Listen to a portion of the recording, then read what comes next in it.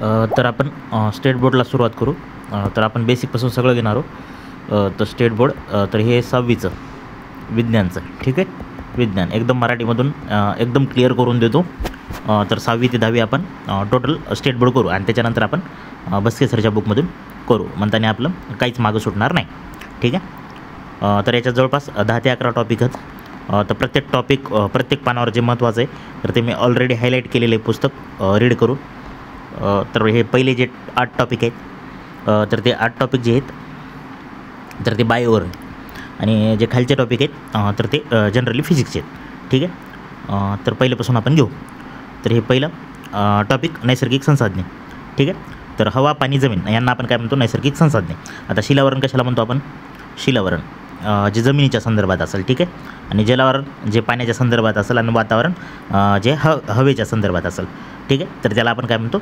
जलावरण, शिलावरण आणि वातावरण. आणि शिलावरण, जलावरण, वातावरणाला मिळून काय म्हणतात? तर जीवावरण म्हणतात, ठीक आहे. जीवावरण म्हणतात. मूलभूत गरजा पूर्ण करण्यासाठी आपल्याला हवा, पाणी, जमीन हे महत्त्वाचे घटक लागतात, म्हणून त्यांना आपण नैसर्गिक संसाधने असे म्हणतो. जलावरणाचा जे भाग आहे तर ते शिलावरणाच्या तुलनेत जास्त आहे, तर ते आपल्याला माहीत आहे. एकदम बेसिक आहे. 29% आपल्या इथं जमीन आहे पृथ्वीवर आणि 71% पाणी आहे, ठीक आहे. त्याच्यानंतर हवा. तर हवा जे असते तर वातावरणामध्ये वेगवेगळे घटक असतात हवेमध्ये. तर सर्वात जास्त जे असतो तर ते नायट्रोजन जवळपास आपण पाहतो तर ते 78% असतं, ठीक आहे. ऑक्सिजन ते किती असतो? 21% असतो. कार्बन डायऑक्साईड 0.03% असतो, ठीक आहे. आणि 6 निष्क्रिय वायू नायट्रोजन डायऑक्साईड, सल्फर डायऑक्साईड, पाण्याची वाफ, धुलीकण इत्यादीचा समावेश होतो, ठीक आहे. तर तपांबरामध्ये हवेतील एकूण वायूच्या सुमारे 80% वायू असतात, ठीक आहे. आता तपांबर कशाला म्हणतो आपण? आता समजा आपण हे पृथ्वीचे असे भाग केले तर सगळ्यात खाली तपांबर, त्याच्यावरील स्थितांबर, त्यानंतर मध्यांबर, बाह्यांबर आणि मग एकदम आयनांबर, बाह्यांबर आणि एकदम इकडे आपण अंतरिक्ष म्हणतो, ठीक आहे. अंतरिक्ष एकदम बाहेरला पार्ट. तर तपांबर एकदम खाली. तर हवा एकदम खालच्या झोनमध्ये 80% हवा असते तपांबरामध्ये, ठीक आहे. त्यानंतर स्थितांबरामध्ये सुमारे 19% आणि पुढे दलांबर आणि आयनांबरामध्ये त्याचं प्रमाण कमी होत जातं, ठीक आहे. त्याच्यानंतर वायूबरोबरच धुलीकण, पाण्याची वाफ देखील हवेत समावेश होतो. हे पण महत्त्वाचा मुद्दा आहे धुलीकणाचा, ठीक आहे. आता इथं सविस्तर त्यांनी दिलेले आहे. जे नायट्रोजन आहे तर ते 78%, ऑक्सिजन 21%, ऑर्गॉन 0.9%, इतर वायू 0.07 आणि कार्बन डायऑक्साईड जे आपण 0.3% असं, ठीक. आता हवेतील काही वायूचे जे काय उपयोग काय आपण जनरली पाहू. आता एकदम बेसिकपासून गेले तर आपल्याला माहीत पाहिजे. आता नायट्रोजन जे असतं तर नायट्रोजननं काय होते? जे काय प्रोटीन मिळवण्यास मदत होतो. आता कसं आपण आता जनरली कार्बोहायड्रेट बघतो तर त्यात काय असतं? कार्बन, हायड्रोजन आणि ऑक्सिजन, ठीक आहे. याला आपण यांच्यापासून कार्बोहायड्रेट तयार होतात. पण त्याच्यात जर नायट्रोजन टाकलं तर आपण काय म्हणतो? याला प्रोटीन म्हणतो, ठीक आहे. प्रोटीन म्हणतो. तर नायट्रोजनची गरज असते प्रोटीनसाठी, ठीक आहे. तर हे पहिला मुद्दा. त्यानंतर ऑक्सिजन आपल्याला श्वसनासाठी लागत असतो.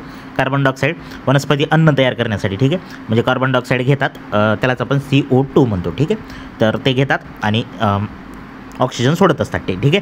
त्यानंतर आर्गॉन विजेच्या बल्बामध्ये आर्गॉनचा यूज केला जातो. त्यानंतर हेलियम कमी तापमान मिळवण्यासाठी तसेच विनापंख्याच्या इंजनावर चालणाऱ्या विमानामध्ये वापरण्यात येते. निऑन जे असते ते जाहिरातीसाठीच्या रस्त्यावर दिव्यात वापर केला जातो. क्रिप्टॉनचा फ्लोरोसंट पाईपमध्ये आणि झेनॉनचा फ्लॅश फोटोग्राफीमध्ये, ठीक आहे. तर हे महत्त्वाचे मुद्दे आहेत इथले, ठीक आहे. त्यानंतर इंधन जेव्हा जळतं म्हणजे असं आपण वनवा वगैरे पेटतो तर त्याच्यातून काय काय बाहेर पडतं? तर nitrogen dioxide, carbon dioxide, carbon monoxide, ठीक आहे. सल्फर डायऑक्साईड आणि काजळी इतके पदार्थ त्याच्यातून बाहेर पडतात. त्यानंतर ओझोन. आता हे जे ओझोन असतो आपण तर हे एक महत्त्वाचं आहे. ओझोन कुठं असतो? आता आपण पाहिलं सगळ्यात खाली तपांबर, त्याच्यावरील स्थितांबर.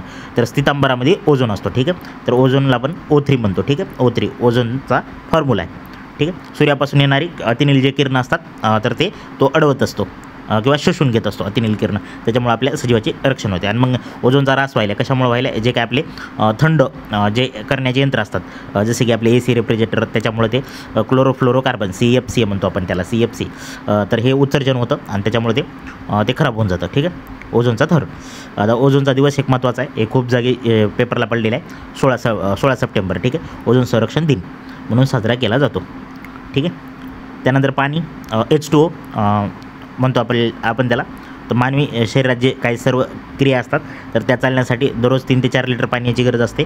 तर आपल्याला किती? 3 ते 4 डेली लिटर गरज असते. तर हे महत्त्वाचा मुद्दा आहे, ठीक आहे. त्यानंतर सर्वसाधारण पाणी 3 अवस्थामध्ये असते, ठीक आहे. तर ते आपल्याला माहीत आहे, स्थायू, द्रव्य आणि वायूमध्ये, ठीक आहे, सॉलिड, लिक्विड आणि गॅस, ठीक आहे. पाण्यालाच वैश्विक विद्रावक म्हणजे युनिव्हर्सल सॉल्व्हंट पण म्हणतात, ते पण महत्त्वाचा मुद्दा आहे. त्याच्यानंतर आता समुद्र आणि महासागरामध्ये 97% पाणी आहे, बर्फाच्या माध्यमातून 2.7% पाणी आहे आणि पिण्यासाठी जे उपलब्ध आहे ते 0.3%, फक्त इतकंच पाणी पिण्यासाठी उपलब्ध आपल्याला आहे, असं म्हणून टोटल पृथ्वीवर 100% पाणी आहे, ठीक आहे. त्याच्यानंतर आता इथं काही महत्त्वाचं नाही म्हणून मी हायलाईट काही केलेलं नाही आहे इथं, ठीक आहे. आता हे माती, आता हे एक आकृती लक्षात ठेवा.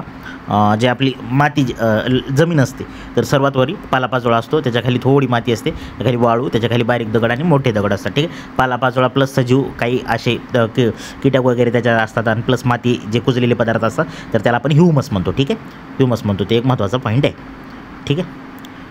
परिपक्व मृदेचा 2.5 थेंबीचा जे थर तयार होण्यास हजारो वर्ष लागत असतात, म्हणून आपण ते जमिनीची धूप होण्यासाठी जे काळजी घेतली पाहिजे, कारण 2.5 म्हणजे जवळपास 2.5 सेंटीमीटरचा थर होण्यासाठी हजारो वर्ष लागतात, एकदम स्लो प्रोसेस आहे, ठीक आहे. त्याच्यानंतर मृद वनस्पती आणि प्राणी सूक्ष्मजीवामार्फत विघटन होऊन कुजून मृदे जे थर तयार होतो त्यालाच आपण ह्युमस म्हणतो, आपण पाहिले, ठीक आहे. ह्युमस, मग ह्युमस एकदम म्हणजे चांगला असतो सुपीक मृदेत. जर ह्युमसचं प्रमाण किती असतं तर ते 33 ते 50% असतं, ठीक आहे. तर हे एक महत्त्वाचा मुद्दा आहे. सुपीक मृदेमध्ये म्हणजे चांगल्या मृदेमध्ये किती प्रमाण असतं, 33 ते 50%च्या जवळपास असतं, ठीक आहे. त्यानंतर मृत अवशेषापासून म्हणजे जे काही प्राणी वगैरे मरतात तर ते मेले आणि ते जर जमिनीत गाडले गेले तर त्याच्यापासून हजारो वर्ष त्याच्यावर दाब वगैरे पडून खनिज तेल किंवा जीवाश्म इंधन तयार होतं, तेच आपले पेट्रोल, डिझेल, रॉकेल, पॅराफिन वगैरे, डांबर इत्यादी त्याच्यापासून आपल्याला पदार्थ मिळतात. आता उपलब्ध जमीन 29%, पिण्यासाठी 0.3% ऑक्सिजन, 21% हे आपण वरी पॉईंट पाहिलेले, ठीक आहे. तर भारतीय हवामानशास्त्र संस्था 1975चे, तर हे आपल्या परीक्षेच्या दृष्टीनं महत्त्वाचं आहे. भारतीय हवामानशास्त्र संस्था कधीची आहे तर 1875, सॉरी 1900 म्हणलो, 1875ची, ठीक आहे, 1875, हे महत्त्वाचा मुद्दा आहे. हे झालं पहिला टॉपिक, ठीक आहे. हे तुम्ही सोडून घ्या, बाकी काही राहिले नाही आपले. त्यानंतर पुढचा टॉपिक सजीवसृष्टी, ठीक आहे. आता सजीवसृष्टीमध्ये वाढीसाठी अन्नाची आवश्यकता. तर वनस्पती सूर्यप्रकाश घेऊन काय करतात, स्वतःचे अन्न स्वतः तयार करत असतात. मग जमिनीतून पाणी, पोषक तत्वे वगैरे त्यांना भेटत असतात आणि कार्बन डायऑक्साईड आपण पाहिलं, आता वरीच पॉईंट गेला आहे, CO2च्या माध्यमातून ते अन्नाची निर्मिती करीत असतात, ठीक आहे. तर ते अन्न निर्मिती करतात, स्वतःचं अन्न स्वतः, त्याला आपण काय म्हणतो, प्रकाश संश्लेषण म्हणतो. आणि ते कशामुळं घडतं तर हरितद्रव्यामुळं घडतं. ते कुठं असतं तर वनस्पतीच्या पानात. आता प्रकाश संश्लेषण क्रिया कुठं घडत असते आपल्याला क्वेश्चन पण आलेलं आहे, तर ते पानात पण घडतं, खोड्यात पण घडतं, असं ते कन्सेप्ट आहे, ठीक आहे. तर ते कसं असतं, हिरव्या कलरचं असतं, ठीक आहे. त्यात Mg+ असतं, हे लक्षात ठेवा, ठीक आहे. क्लोरोफिल हे पुढे येईलच आपल्याला, आता एकदम आपण बेसिक 6वी म्हणजे एकदम बेसिकच आहे, ठीक आहे. त्यानंतर श्वसन, तर जे श्वसन आहे, सजीवांना ऑक्सिजनची गरज असते, मग शरीरात घेणे आणि बाहेर सोडणे, ठीक आहे. ऑक्सिजन घेतो आणि कार्बन डायऑक्साईड बाहेर सोडतो, त्यालाच आपण काय म्हणतो, श्वसन म्हणतो, ठीक आहे. उत्सर्जन कशाला म्हणतो आपण, जे काही बिनकामाचे पदार्थ असतात निरुपयोगी तर ते आपण बाहेर टाकतो शरीराबाहेर, तर त्याला आपण काय म्हणतो, उत्सर्जन म्हणत असतो, ठीक आहे. त्याच्यानंतर चेतन क्षमता किंवा हालचाल, म्हणजे एखाद्या गोष्टीला आपण जर प्रतिसाद देत असेल तर त्याला काय म्हणतो आपण, चेतन क्षमता म्हणतो, ठीक आहे. प्रतिसाद देण्याच्या क्रियेला चेतन क्षमता म्हणतो. त्यानंतर प्रजनन आणि पुनरुत्पादन, स्वतःसारखा दुसरा जीव निर्माण करतात आणि काही पिलांना जन्म देतात तर काही अंडी घालतात, ठीक आहे. त्यालाच आपण म्हणतो एक ओव्हिपॅरस आणि विव्हिपॅरस, ठीक आहे. तर त्याच्यावरून त्याचे टाईप पडतात, तर त्याला काय म्हणतो आपण, प्रजनन, म्हणजे स्वतःसारखा एक दुसरा जीव तयार करणं, त्याला आपण म्हणतो प्रजनन, ते सजीवाचे लक्षण आहे, ठीक आहे. त्यानंतर आयुर्मान, आता आयुर्मान इथं दिले म्हणून पाठ करायचं आपण. कुत्रा, तर कुत्र्याचं किती असतं, 12 ते 18 वर्ष असतं आणि शामरोग जे पक्षी आहे तर त्याचं 50 वर्ष असतं, ठीक आहे. त्यानंतर दक्षिण अमेरिकेजवळ गॅलापस बेटाजवळ महाकासवाचे आयुर्मान सुमारे 170 वर्ष आहे. तर हे गॅलापस बेटाजवळ महाकासव आहे, तर त्याचं किती 170 आहे. तर इथं एक सगळ्यात जास्त, थोडं जास्त आहे म्हणून थोडं लक्षात ठेवून टाकायचं, ठीक आहे. 2-3 जितकं आहे तेवढं लक्षात ठेवायचं. मेफ्लाय या कीटकाचे आयुर्मान 1 तास ते 24 तास, ठीक आहे. मेफ्लाय हे नाव लक्षात ठेवा, म्हणजे 1 तास ते म्हणजे 1 दिवस जवळपास जगतो ते, ठीक आहे. त्यानंतर पेशीमय रचना, पेशी कशा असतात, अशा विटाच्या रचनेसारख्या असतात म्हणून ते इथं डायग्राम दिलेली. मग एक पेशी सजीव असतात आणि काय असतात, बहुपेशी सजीव असतात. पेशीची संख्या वेगवेगळी असली तरी पेशीमय रचना सजीवांचे प्रमुख लक्षण आहे, ठीक आहे. हे पण महत्त्वाचा मुद्दा. त्यानंतर संवर्धनाचे कार्य भारतीय वनस्पती सर्वेक्षण संस्था 1890ची आहे आणि भारतीय प्राणी सर्वेक्षण संस्था कधी 1916ची आहे. ठीक आहे, आतापर्यंत 3 संस्था गेल्या. याच्या आधी आपण कोणती हवामान संस्था कधी बघली 1875ची पाहिली होती. ठीक आहे, आता ही कोणती भारतीय वनस्पती सर्वेक्षण संस्था 1890ची आहे. ठीक आहे, 1890. आणि त्याच्यानंतर भारतीय प्राणी सर्वेक्षण संस्था कधीचे 1916ची. ठीक आहे, 1916ची. त्याच्यानंतर याच्यात या टॉपिकमध्ये पुढचं तक्र आहे काही म्हणजे महत्त्वाचं नाही. ठीक आहे, त्यानंतर सजीवातील विविधता आणि वर्गीकरण. ठीक आहे, तर वनस्पती जे असतात तर आपण आताच पाहिलं स्वतःच्या अन्न स्वतः तयार करतात म्हणून त्यांना स्वयंपोषी वनस्पती म्हणतो. ठीक आहे, आपण जसे की जास्वंद, डाळिंब, सदाफुली. त्यानंतर तर काही वनस्पती जसे बुरशी, बांडगुळ, अमरवेल हे काय करतात वनस्पती अन्नासाठी उपयोग करतात. ठीक आहे, इतर वनस्पतीचा उपयोग करतात मग त्यांना परपोषी म्हणजे दुसऱ्यावर डिपेंड असतात. ठीक, आणि मग कीटकभक्षीचं नाव लक्षात ठेवायचं. घटपर्णीसारख्या वस्तू वनस्पती त्या कसं काय असतात कीटकभक्षी असतात. ठीक आहे, त्यानंतर फूल जे फूल असतात वनस्पतीचा जर आपण पार्ट पाहायला गेलं तर एवढे त्याचे हे पडतात. ठीक आहे, एक असतं फूल, पान, फळ, खोड. आता फूल काय काम करतं पुनरुत्पादनाचे महत्त्वाचे साधन. जर काम विचारलं तर एकदम महत्त्वाचं आहे पुनरुत्पादनाचे महत्त्वाचे साधन आहे. ठीक आहे, त्यानंतर पान अन्न निर्मितीमध्ये का तर त्यात क्लोरोफिल असतं तर क्लोरोफिलमुळं आपण ते स्वतःचं अन्न स्वतः तयार करू शकतात. ठीक आहे, मग त्याला फोटोसिंथेसिससाठी लागतं. खोड त्यांची उंची वाढवत असतं. अन्नसाठा, अन्नवन वगैरे जे काय झायलम, फैलम ते खोडातून जात असतात. ठीक आहे, त्यानंतर फळे. मग फळे हे वेगवेगळ्या आकाराचे असतात. त्यानंतर मूळ. आता मुळाचे 2 प्रकार पडतात. एक असतं सोटमूळ आणि एक असतं तंतुमय. सोटमूळ म्हणजे या टाईपचं म्हणजे एकदम म्हणजे असं मोठं आणि तंतुमूळ म्हणजे कसं कांदा गवत म्हणजे असे बारीक अशा फांद्या फुटलेल्या असतात त्याला आपण म्हणतो तंतुमय मूळ. ठीक,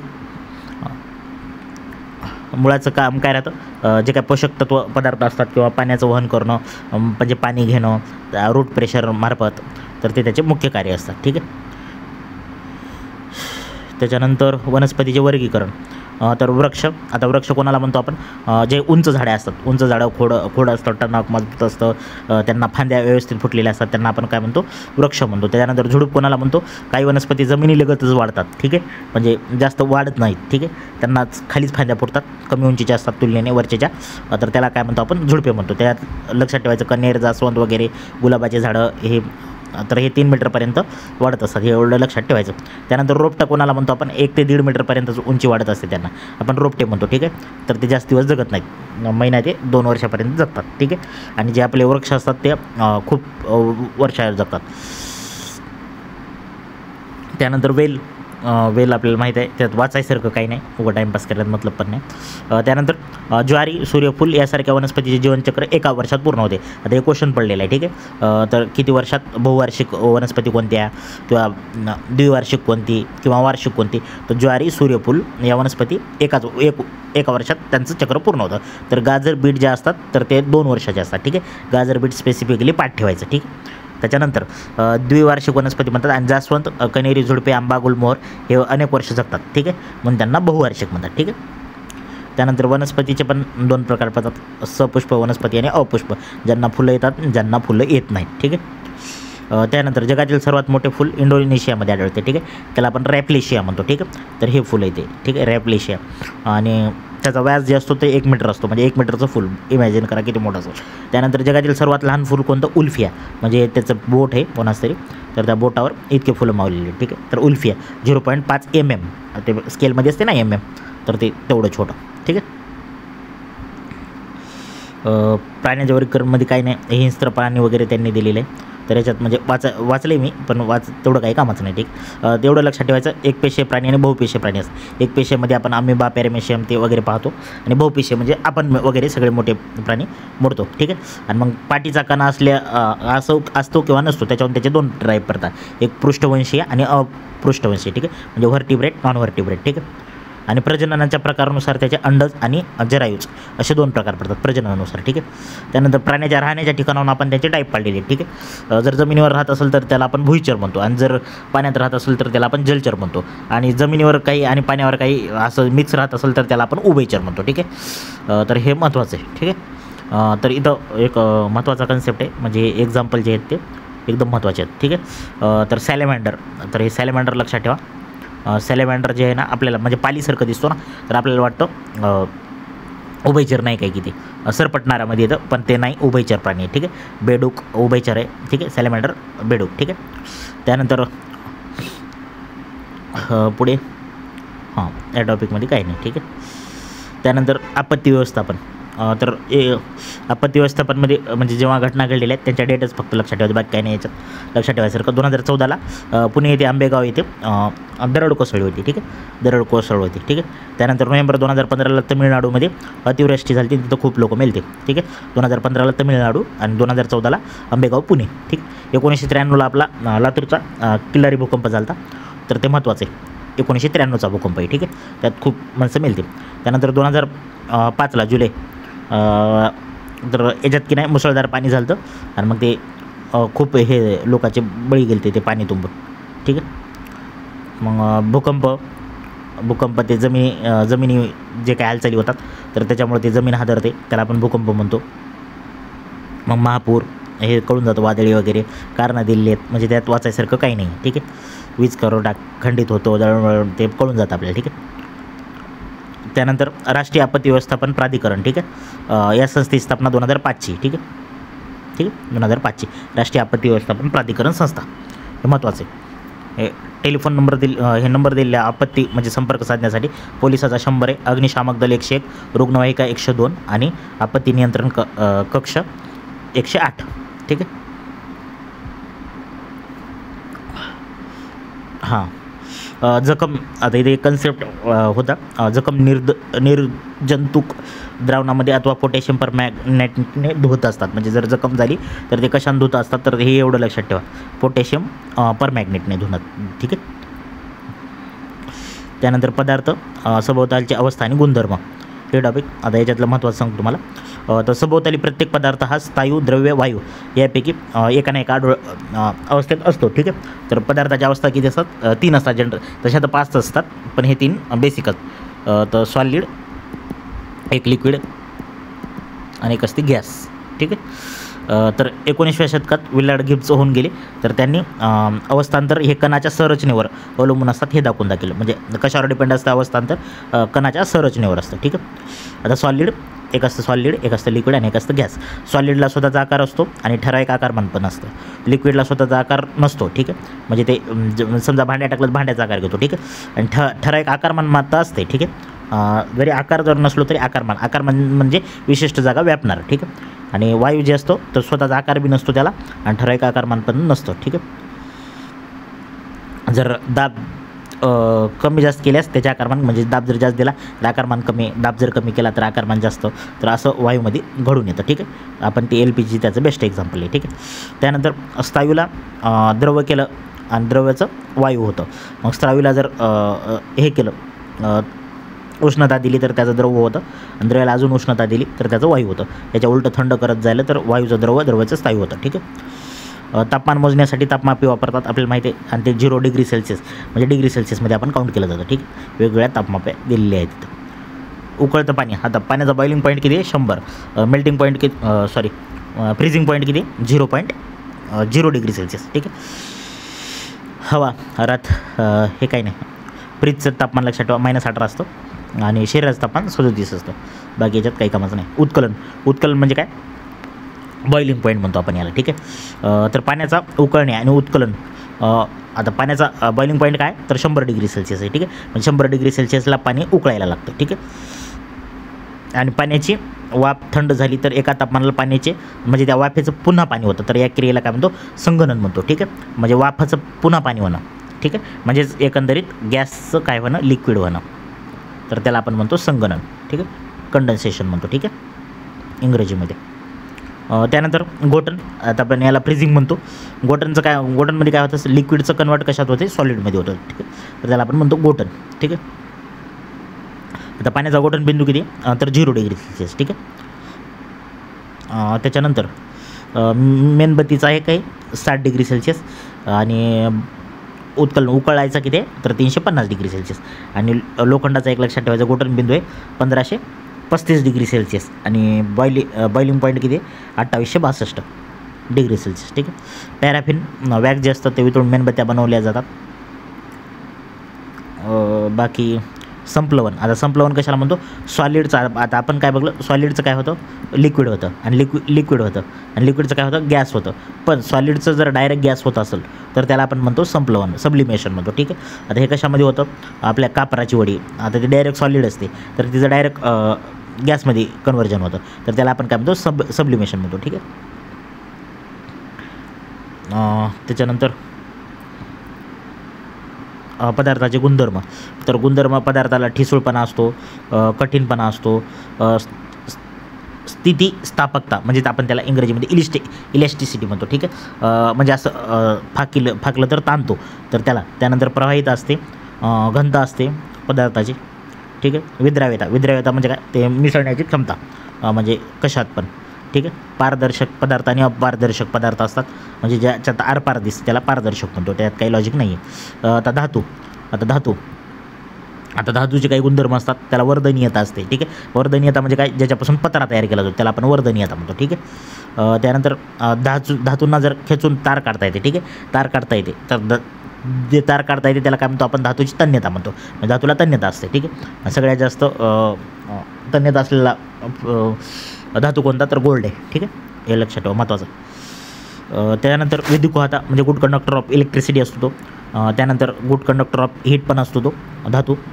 धातूंना विशिष्ट चकाकी असते, विशिष्ट रंग असतो. ठीक आहे. त्यानंतर नादमयता म्हणजे आदळला तर वाजतं, असं घुमतं. ठीक आहे. धातू. त्याच्यानंतर पदार्थ आणि आपल्या वापरातील. तर या टॉपिकमध्ये जास्त तर काही निघालं नाही. आता जैविक पदार्थ आणि अजैविक पदार्थ आपण दोन प्रकारात पाहतो. तर जैविक म्हणजे काय? सजीवापासून मिळणारे जे असतात तर त्याला आपण जैविक म्हणतो. अजैविक म्हणजे काय? जे निर्जीव असतात, हवा, माती, पाणी पदार्थ सजीवापासून मिळत नाही तर त्याला आपण अजैविक म्हणतो. ठीक आहे. प्राणीजन्य पदार्थ आणि वनस्पतीजन्य, प्राण्यापासून मिळणारे आणि वनस्पतीपासून, याच्यात काही नाही लॉजिक ते वाचण्यासारखं. हां. आता रबर पदार्थाची निवड. रबर हे नैसर्गिक आणि कृत्रिम असतं. आता रबरवर एक बार क्वेश्चन पण पडलेला आहे. ठीक आहे. तर नैसर्गिक रबर हे झाडाच्या चिकापासून मिळते. चिकाला काय म्हणतात? लॅक्टेक्स म्हणतात. काय म्हणतात? लॅक्टेक्स म्हणतात. ठीक आहे. आता व्हल्कनायझेशन प्रक्रिया मेथड म्हणजे काय? तर या पद्धतीमध्ये रबर गंधकाबरोबर 3-4 तास तापवतात. मग रबरला जे असतं तर ते कठीणपणा येतो. मग कठीणपणा येण्यासाठी काय करावं लागतं? त्यात गंधक मिसळावं लागतं. ठीक आहे. आता ते अनावधान झालं तर चार्ल्स गुडियरनं, म्हणजे ते वाचून घ्या, ही स्टोरी आहे. म्हणजे त्यांच्याच्यानं म्हणजे चुकून ते पडलं होतं असं गरम वगैरे, ते वाचून घ्या, त्यात काही नाही तेवढं. मग ज्या झाडापासून रबर मिळतं त्या झाडाचं नाव एक महत्त्वाचं आहे. तर हेविया ब्राझिलियन्सिस. ठीक आहे. आणि रबराचे भारतात सर्वात जास्त उत्पादन कोणत्या राज्यात होते म्हटलं तर केरळमध्ये होते. ठीक आहे. त्यानंतर कागद. भारतातील वर्तमानपत्रासाठी कागद तयार करणारा पहिला कारखाना 1955ला नेपानगर मध्य प्रदेश येथे सुरू झाला. ठीक आहे. 1955ला सोनगड गुजरात येथे कागद तयार झाला. आणि महाराष्ट्रात चंद्रपूरजवळ बल्लारपूर येथे कागद कारखाना आहे. ठीक आहे. महाराष्ट्रात कुठे आहे? चंद्रपूर. आता नायलॉन या धाग्याचा शोध न्यूयॉर्क आणि लंडन. मग न्यूयॉर्कचं नाव घेतलं त्यांनी आणि लंडनचं लॉन असं घेतलं, म्हणून नायलॉन असं नाव तयार झालेलं आहे ते. ठीक आहे. नायलॉन म्हणतो आपण त्याला. ठीक आहे. त्यानंतर रेयॉन धागे वेगवेगळे प्रकार. कापूस आणि लाकडाचा लगदा सोडियम हायड्रॉक्साईड नावाच्या रसायनामध्ये विरघळतं आणि एक द्रावण तयार केलं जातं आणि त्याच्यापासून जे तयार होतं तर त्याला आपण रेयॉन म्हणतो. ठीक आहे. आता हे महत्त्वाचं आहे. कशामध्ये मिक्स करतात? तर सोडियम हायड्रॉक्साईड. ठीक आहे. यालाच कृत्रिम रेशम पण म्हणतात. कृत्रिम रेशम कोणाला म्हणतात? हा जर क्वेश्चन आला तर रेयॉनला म्हणतात. ठीक आहे. सूर्यकिरणासारखे ते चमकतो. ठीक आहे, म्हणून त्याला रेयॉन म्हणतात. ठीक आहे. त्यानंतर डेक्रॉन, टेरेलिन आणि टेरिन. ठीक आहे. खनिज तेलापासून विविध हायड्रोकार्बन आणि त्यांच्या शृंखला त्याचा वापर करून हे तयार केलं जातात. ठीक आहे. आता हायड्रोकार्बन म्हणजे काय? खनिज तेलापासून मिळणारा एक घटक. हायड्रोकार्बन म्हणजे ज्याच्यात कार्बन आणि हायड्रोजन असतं. ठीक आहे. त्याला आपण हायड्रोकार्बन म्हणतो. ठीक आहे. त्यानंतर कृत्रिम धाग्याचे गुण आणि दोष हे वाचून घ्या, हे थोडं काही नाही आहे, नाही वाचलं तरी चालते ते, कारण मी हायलाईट केलेले तेवढेच मुद्दे फक्त महत्त्वाचे. ठीक आहे. आता हे टॉपिक आपल्या दृष्टीनं महत्त्वाचं आहे. ठीक आहे. आता पोषक तत्वे आणि अन्नपदार्थ, कार्बोदके, स्निग्ध पदार्थ, प्रथिने, जीवनसत्व आणि खनिजे. ठीक आहे. इत्यादी पदार्थ अन्नातील पोषक तत्वाचे मुख्य प्रकार आहेत. ठीक आहे. आता आपण कार्बोदके म्हणतो, तर कार्बोदकामध्ये काय असतं? तर कार्बन, हायड्रोजन आणि ऑक्सिजन असतं. ठीक आहे. तर जे 65% एनर्जी जी भेटते आपल्याला ते कार्बोहायड्रेटपासून भेटते. ठीक आहे. म्हणून जर एनर्जी पाहिजे एनर्जीसाठी आपल्याला कार्बोहायड्रेट्स पाहिजे असतात. ठीक आहे. सजीवातील अन्न, पाणी घेऊन वाढ आणि इतर सर्व कामासाठी वापर करणे या प्रक्रियेला आपण काय म्हणतो? पोषण. म्हणजे सगळं घ्यायचं आणि त्याच्यापासून आपली वाढ करायची, आपण त्यालाच पोषण म्हणतो. ठीक आहे. आणि हे पोषण करण्यासाठी जे जे घटक उपयोगी अन्न घटक लागतात आपल्याला, त्याला न्यूट्रियंट्स म्हणतो. ठीक आहे. म्हणजेच पोषक तत्व म्हणतो. ठीक आहे. त्यानंतर लिपिड, स्निग्ध पदार्थ. ठीक आहे. तेल, तूप, लोणी अशा स्निग्ध पदार्थ ऊर्जेची गरज थोड्या प्रमाणात भासते. उष्णता मोजण्यासाठी आपण किलो कॅलरी वापरतो. काय वापरतो? किलो कॅलरी वापरतो. वाढत्या वयातील मुलींना साधारणपणे 2000 ते 2500 किलो कॅलरी त्यांना गरज असते, म्हणजे एवढ्या कॅलरीची डेली. ठीक आहे. त्यानंतर प्रोटीन, आपण आताच थोड्या वेळाखाली पाहिले CHO आणि N असतं. काय असतं याच्यात? कार्बोहायड्रेटमध्ये CHO असतं, प्रोटीनमध्ये नायट्रोजन एक एक्स्ट्रा असतं. ठीक आहे. तर प्रोटीन कशाला लागतं? आपल्याला शरीर रचनेसाठी लागतं. ठीक आहे. एनर्जी याच्यापासून कमी भेटते, आपल्याला एनर्जी भेटत नसते याच्यातून, थोडीफार भेटते, पण याच्यातून आपल्याला म्हणजे बॉडी बिल्डिंगसाठी आपल्याला प्रोटीन लागत असतं. ठीक आहे. तर ते कशातून भेटतं? आपल्याला प्रथिने, कडधान्य, दूध, दुग्धजन्य पदार्थ, मासे, अंडी इत्यादीपासून आपल्याला भेटत असतं. ठीक आहे. आता खनिजे आणि जीवनसत्व, त्याला विटॅमिन म्हणतो. ठीक आहे. मिनरल्स आणि विटॅमिन. आता रोगप्रतिकार, शरीराच्या इतर जीवनावश्यक म्हणजे इतर जे क्रिया, मेटाबॉलिक ॲक्शन वगैरे जे असतं, तर त्याच्यासाठी आपल्याला या पदार्थाची गरज असते. खनिजे, जीवनसत्व आपल्या सभोवताली अल्प प्रमाणाची गरज असते, जास्त लागत नसतं, परंतु त्याच्या कमतरतेमुळे आरोग्यावर गंभीर परिणाम होऊ शकतो. ठीक आहे. तर लोह, आता लोह आपल्याला कशाला लागते? शरीराच्या सर्व भागात ऑक्सिजनचे वहन करणे. मग ऑक्सिजनचे वहन कोण करतो? RBC करतात. ठीक आहे. RBC करतात. तर RBCमध्ये काय असतं? तर हिमोग्लोबिन असतं, आणि हिमोग्लोबिनमध्ये काय असतं? तर लोह असतं. ठीक आहे. मग ते कशातून भेटतं? आपला मांस, पालक, सफरचंद, मनुका. आणि मग जर हे कमी पडलं तर ॲनिमिया नावाचा रोग आपल्याला होतो, किंवा सतत थकवा लागणं. कॅल्शियम आपल्याला कळून जातं, दात, हाडे वगैरे. मग दूध वगैरे लागतं, कॅल्शियम ते भेटतं आपल्याला कळून जातं, अंडं, दूध वगैरे. आयोडीन वाढीचे नियंत्रण, शरीरावर रासायनिक क्रिया ज्या असतात तर त्यासाठी आपल्याला आयोडीन लागतं. ठीक आहे. तर ते जर कमी पडलं आपल्याला गलगंड म्हणजे गॉयटर होतं. ठीक आहे. आणि सोडियम आणि पोटॅशियम, आता हे याच्यावर क्वेश्चन पडलेलं आहे. शरीरातील पाण्याचे संतुलन राखणे हे त्याचं मेन काम आहे, सोडियम आणि पोटॅशियमचं. तर आणि चेतासंस्था व स्नायूच्या क्रिया चालू ठेवणे याच्यासाठी आपल्याला एकदम गरज असते. आता वॉटर सोल्युबल आणि फॅट सोल्युबल विटॅमिन असतात. ठीक आहे. म्हणजे पाण्यात विरघळणारी आणि न विरघळणारी, म्हणजे मेदात विरघळणारी. तर पाण्यात विरघळणारी लक्षात ठेवायचं BC. ठीक आहे. तर पाण्यात विरघळणारी BC लक्षात ठेवून टाकायचे. आणि जे मेदात विरघळणारी कोण आहे? तर ADEK. ठीक आहे. अडेक लक्षात ठेवायचं. ठीक आहे. अडेक. ठीक. इंग्रजीमध्ये अडेक. ठीक आहे. हे मेदात विरघळतात. ठीक आहे. आणि मग आता याचा फायदा काय? तर पाण्यात विरघळतात म्हणून हे जर आपण जास्त जरी झालं तर ते लगेच बाहेर टाकलं जातं. आता बीचे खूप प्रकार आहेत, B1, B2, B3, B6, B9 आणि B12. ठीक आहे. तर ते सगळे महत्त्वाचे आहेत. त्यानंतर आता विटॅमिन ए. आता विटॅमिन ए असतं, आपण त्याला कॅरोटीन म्हणतो, डोळ्यासाठी आपल्याला लागत असतं ते. ठीक आहे. आणि ते जर कमी पडलं आपल्याला रातांधळेपणा. आता याच्यावर क्वेश्चन पण महत्त्वाचं आहे. ठीक आहे. आणि झिरोडर्मा म्हणजेच काय? त्वचा कोरडी पडणे. ठीक आहे. त्यानंतर B1 जे असतं तर ते हृदयाचे काम नीट ठेवण्यासाठी ते लागतं, आणि ते B1 जर कमी पडलं तर बेरुबेर नावाचा रोग होतो. ठीक आहे. चेतातंतूचा रोग असतो तो. ठीक आहे. त्यानंतर B9 शरीराची वाढ होण्यासाठी, म्हणजे हाईट वगैरे, तर हाईट वगैरे कमी होते किंवा ॲनिमिया होतो, विसर पडणे असे रोग जाणवतात जर अभाव झाला तर. B12 जे असतं तर ते लाल रक्तपेशी तयार करणे. ठीक आहे. B12 आता हे महत्त्वाचं आहे लाल रक्तपेशीसाठी. ठीक आहे. ते मग ॲनिमिया नावाचा डिसीज होतो. ठीक आहे. त्यानंतर सी जे असतो, जर सी कमी पडलं तर आपल्याला स्कर्वी होतो. ठीक आहे. मग सी कशासाठी लागतं? ग्लोईंग स्किन वगैरे, शरीराच्या ऊतीचे रक्षण, हिरडा, दात वगैरे याच्यासाठी तो लागत असतो. ठीक आहे. विटॅमिन डी, दात, हाडे निरोगी राहण्यासाठी. विटॅमिन डी माहिती आहे आपल्याला, कॅल्शियम आणि फॉस्फरस अन्नातून शोषून घेणे. तर विटॅमिन डी कमी पडलं तर मूडदूस नावाचा रोग होतो. डी फॉर मूडदूस, ड असं लक्षात ठेवायचं. ठीक आहे. ई जे असतं तर ते पुनरुत्पादन क्षमता जे असतात. ठीक आहे. तर त्याच्यासाठी लागत असतं, पालक वगैरे इत्यादीपासून भेटतं ते. आणि विटॅमिन जे के आहे तर ते रक्त साकळण्यासाठी मदत होते. ठीक आहे. म्हणजे ब्लड क्लॉटिंग वगैरे तिथं याची हेल्प केली जाते. ठीक आहे. तर विटॅमिन के, तर हे सगळे महत्त्वाचे आहेत. प्रोबायोटिक म्हणजे काय? आता एक कन्सेप्ट हे लक्षात ठेवा. प्रोबायोटिक म्हणजे काय? आता प्रोबायोटिक म्हणजे असे जंतू असतात जे आपल्या आतड्यात राहतात आणि जे आपल्या फायद्याचे असतात. ठीक आहे. तर त्याला आपण प्रोबायोटिक म्हणतात. म्हणजे दुधाची दही करणारे लाभदायक सूक्ष्मजीव दह्यात ताकात वगैरे असतात, ते आपल्याला माहिती आहे, आणि अशा लाभदायक त्यांना आपण प्रोबायोटिक म्हणतो. ठीक आहे. मग आपण अशा काही गोळ्या खाल्या की त्यांनी ते सगळे मरून गेले, तर त्या टायमाला आपण ते ताक किंवा दही पिलं पाहिजे असं इथं लिहिलेलं आहे. ठीक आहे. प्रोबायोटिक लक्षात ठेवा. स्कर्वी कशानं होतं म्हणलं आपण? सी, विटॅमिन सी, ठीक आहे. मूळदोष कशाने होतो? विटॅमिन डी, ठीक आहे. आणि गलगंड, गॉयटर, ठीक आहे. जर आपल्याला हे कमी पडलं, आयोडीन वगैरे, ठीक आहे. त्याच्यानंतर संतुलित आहार म्हणजे काय? म्हणजे सगळं आपल्याला बॅलन्स झालं पाहिजे, ठीक आहे. म्हणजे सगळं भेटलं पाहिजे आपल्याला, कार्बोहायड्रेट, प्रोटीन वगैरे, लिपिड वगैरे सगळंच भेटलं पाहिजे असा आहार घ्यायचा आपण जनरली, ठीक आहे. हे पिरॅमिड दिला, ह्याकरती पाहून घ्या वगैरे. ऑब्वियसली आपल्याला ते कळून जातं, तेल वगैरे कमीच खाल्लं पाहिजे असं ते कळून जातं, ठीक आहे. संतुलित आहार कसा मिळावा वगैरे काय ते काही कामाचं नाही आपल्या. कुपोषण म्हणजे काय? शरीरासाठी आवश्यक असलेली सर्व पोषक तत्त्वे योग्य त्या प्रमाणात आहारातून न मिळणे, याला आपण काय म्हणतो? कुपोषण असे म्हणतो, ठीक आहे.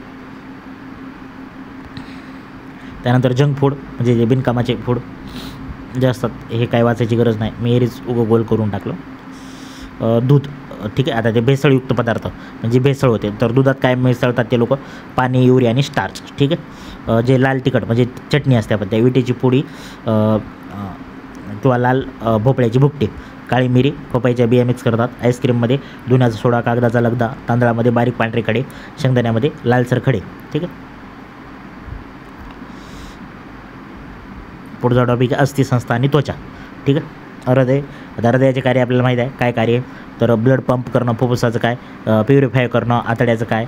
आपलं जे शोषण करणं अन्नाचं वगैरे, आणि मेंदूचं काय? तर ते बाकी सगळं कंट्रोल करणं, ठीक आहे. आता अस्थिभंग म्हणजे काय? समजा आपल्याला इथं याच्या मार लागलेला आहे, ठीक आहे. मार लागला म्हणजे काय? अस्थिभंग झालेला आहे, ठीक आहे, ठीक आहे. तर समजा त्याचं जर हॅड इथं फ्रॅक्चर झालं तर आपल्याला ते कसं कळावं? तर ते एक्सरेच्या माध्यमातून कळतं. मग एक्सरेचा शोध करून रॉन्टेजन, ठीक आहे, रॉन्टजेन यांनी लावलं आहे, ठीक आहे. हे शास्त्रज्ञाचं नाव पण महत्त्वाचं आहे, एकदम महत्त्वाचं.